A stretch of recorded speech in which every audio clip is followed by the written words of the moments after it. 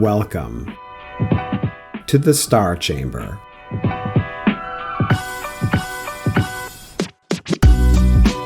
I'm Ryan Swayze, a retired Air Force Lieutenant Colonel and the founder and president of the Walk the Talk Foundation, a nonprofit that advocates for and advises currently serving and former military service members going through the arduous journey of administrative processes and investigations in our government. And I am Francescagraham, a retired Army Lieutenant Colonel and the Chief Operating Officer and Chief Advisor for the Walk the Talk Foundation. For all our returning guests, welcome back. And for our new listeners, thank you for tuning in. Before we begin this week's topic, please do not forget to hit that subscribe button, check out our Walk the Talk Foundation website, and hit that donate button if you think we're doing a good job. Also, check out our newsletter, the DoD Times Redacted, on all the socials, including LinkedIn, X, Instagram, and Facebook. Links in the description. All right, Star Chamber listeners, let's get started.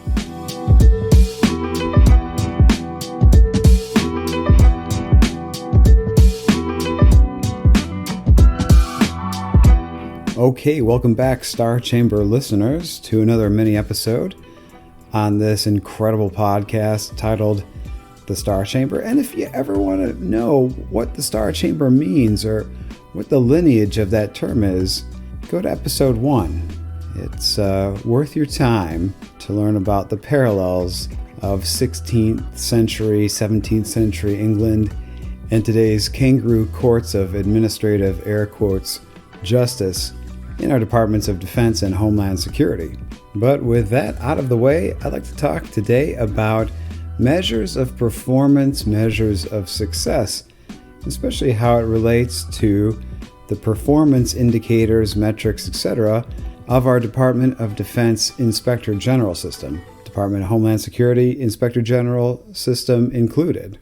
But before we delve into that, first a story from my time as an Inspector General. And one of the roles I had as an IG, aside from vetting complaints, investigating them, etc., was to do unit inspections. And at the time in the Air Force, the inspections centered around 4 major graded areas, or MGAs. And one of them had to do basically with quality of life, morale, command environment in the unit at large, etc. And it was at times comical to assess this area because I was, as the IG, inspecting the unit to look for warning flags, stuff like that, in terms of the climate and culture.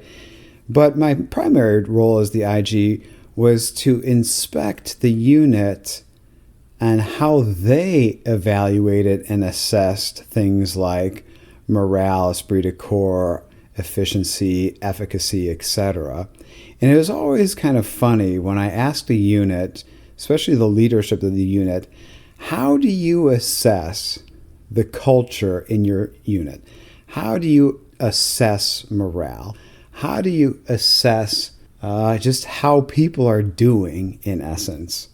And very oftentimes I got answers that did not address the question, because the answers were many times, well, we do a lot of fun stuff. We do a lot of team building, a lot of, bake sales or go bowling or play flicker ball or whatever.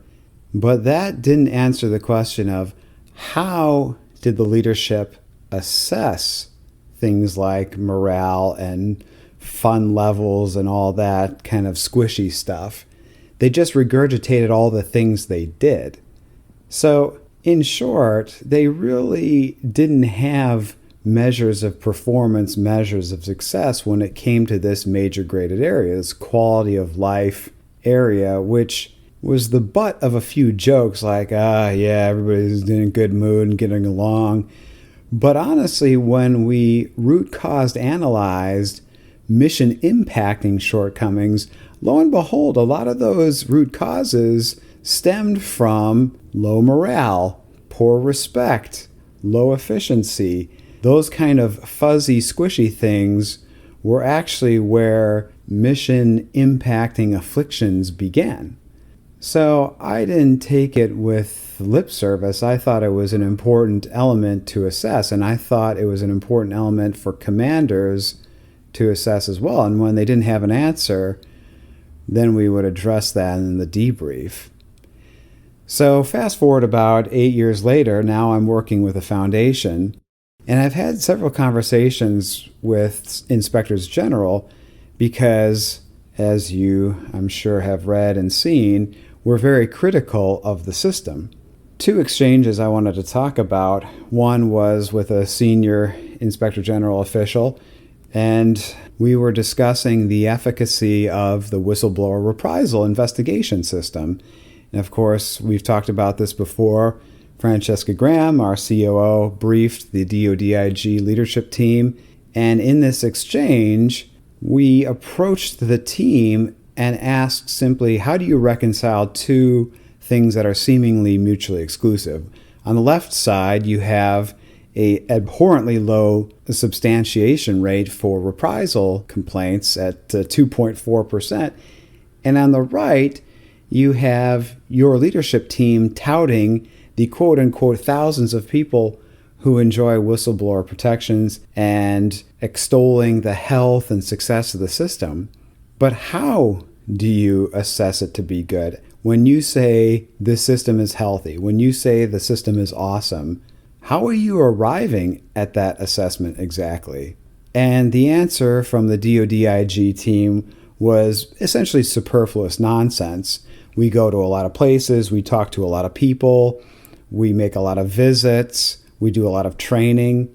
In essence, it was the same parallel as the thing I saw as an inspector general myself a decade earlier when I asked unit leadership, hey, how do you assess the health and morale of your unit? And they told me, well, we have a lot of bake sales. And the second exchange that brought this topic up was a discussion I had with some senior officials within the Department of Defense's Inspector General system. And we were first talking about training and the quality of training. And I said, look, your inspectors general are trained for 4 business days, and then they're tasked with these investigations that have potentially some serious ramifications for the member, complainant, subject. It's inadequate. And the retort was, well, the training is the best we can do. I said, that's great, but still 4 days. It's kind of like, can you imagine if your car was stolen and the police investigator showed up at your doorstep and said, sir, ma'am, I'm going to be working the case of your stolen car, but rest assured, I've been fully trained. I last week was a truck driver and attended a 4-day class, and now I'm a police investigator. Where would your level of confidence be in that hypothetical police officer? But beyond the training, and perhaps more salient to this discussion, is continuous improvement, continuous assessment. As an inspector general, you do an investigation, you write a report, it goes to a legal review, which is basically crap, and then it's sent off and potentially, in the case of reprisal, reviewed by the Department of Defense IG, which is also typically crap, and then it's approved and you move on. Save for that review at the DODIG, maybe there's a legal review of your report, maybe there's nothing. And oftentimes that's the case. There's no audit, there's no peer review, there's no spot check by a third set of eyes or an objective party or another reviewing agency or entity. You just carry on. So if you're in that field for 5, 10, 15, 20 years, you could be doing a crap job that whole time, and it might not be known by anyone. There's very few checks and balances. There's very little auditing. In essence, there are very few, if any, measures of performance, measures of success as it pertains to the performance of inspectors general within the system. And it's here where I typically get one of my favorite retorts, which is, I've been doing this 20-odd years. And I go, awesome. And then I show them a video of my drive on the golf course, landing squarely out of bounds in some house's backyard. And I say, I've been golfing 25 years. And there's no way in hell I'm making the PGA Tour. Why? Because I still suck. Why? Because I don't improve. Doing is not improving. Doing a job for 25 years doesn't mean you improved one iota in it. And further, I put very little stock into the higher level reviews. Here's an example. Let's say a complainant provides 2 corroborating witnesses, and the IG investigates and interviews neither of those witnesses. In a higher level review or legal review, no one would know that.